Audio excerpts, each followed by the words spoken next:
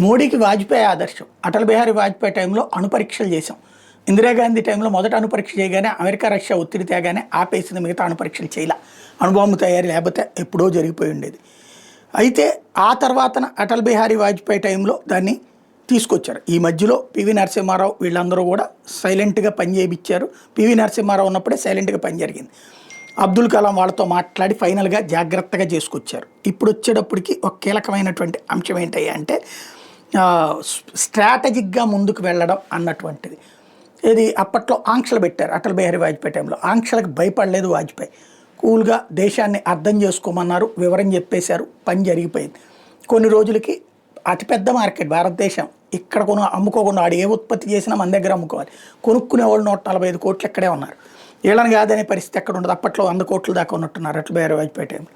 చివరికి అమెరికానే తన ఆంక్షల్ని సడలించుకుంటూ భారత్తో సంబంధాలు పెంచుకుంది. ఇప్పుడు మోడీ కూడా అంతే చేస్తున్నది.